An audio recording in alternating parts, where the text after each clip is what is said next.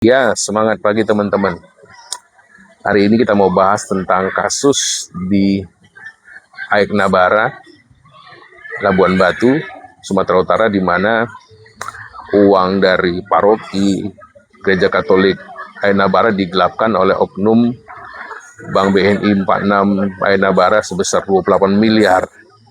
Ya, jadi teman-teman bisa lihat beritanya banyak, dan sekarang statusnya sudah tersangka, dan tersangka ini sudah melarikan diri ke Australia, dan pihak kepolisian saya apresiasi sudah menetapkan tersangka.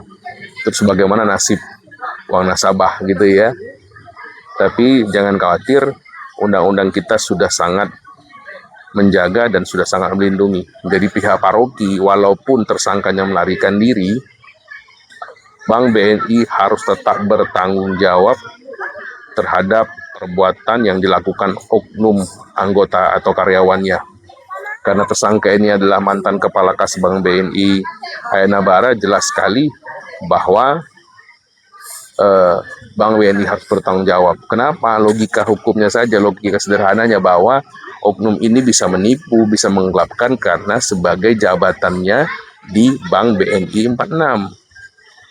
Kecuali dia bukan orang Bank BNI, oke, ini dia karena jabatannya dia bisa menipu orang. Jadi jelas secara logika saja BNI harus bisa bertanggung jawab. Jadi bagaimana kalau orangnya nggak ketemu? Bisa dilakukan proses hukum secara perdata. Kita buka beberapa undang-undang yang bisa dijeratkan kepada pihak Bank BNI juga terhadap orang itu ya secara perdata. Yang pertama itu di Undang-Undang KUH Perdata di pasal 1367, di mana di situ jelaskan seorang majikan bertanggung jawab terhadap perbuatan orang-orang di bawahnya. Jadi direksi Bank BNI juga bertanggung jawab terhadap perbuatan tersangka mantan kepala kas Bank BNI di Aek Nabara. Ya. Kemudian yang jelas ini adalah perbuatan melawan hukum, ada membuat orang lain rugi. Dan ini juga dijerat dengan Undang-Undang Perseroan Terbatas, Undang-Undang nomor 40 tahun 2007, teman-teman ya. Tepatnya pasal 97 yang menyatakan bahwa direksi bertanggung jawab penuh atas pengurusan persero. Jadi Bank BNI nggak bisa buang badan atas perkara ini. Apalagi ini dana jemaat ya, dana umat beragama yang dihilangkan 28 miliar setengah ya. Kemudian selain itu masih banyak undang-undang lain yang bisa dijeratkan, yang bisa dikenakan secara perdata kepada Bank BNI untuk mengganti kerugian ini.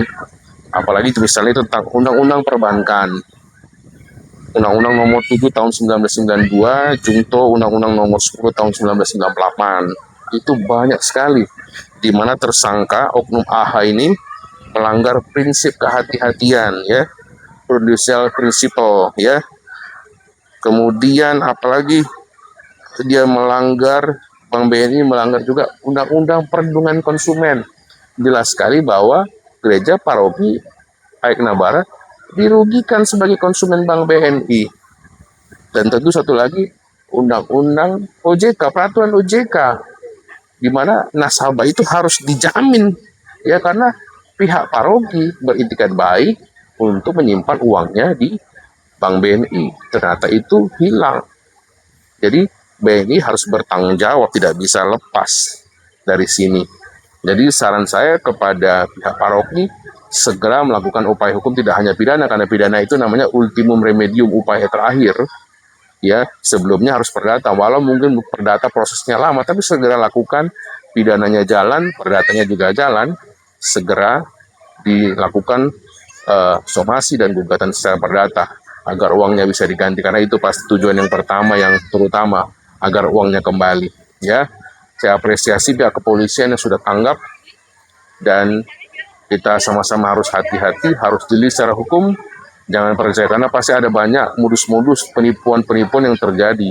Ini mungkin hanya salah satu saja yang sudah jadi korban. Kita nggak tahu apakah ada korban yang lain. Belum lagi apakah ada pihak-pihak lain bisa membantu tersangka ini. Dia bisa saja melakukan seorang diri, Tapi bisa juga dengan yang lain-lain. Pihak kepolisian harus segera menyelidikinya. Karena ini dana umat, dana gereja, secara khusus gereja Katolik di Ainabara. Tegakkan hukum, terus berjuang. Gereja Katolik Paroki Ainabara, salam keadilan.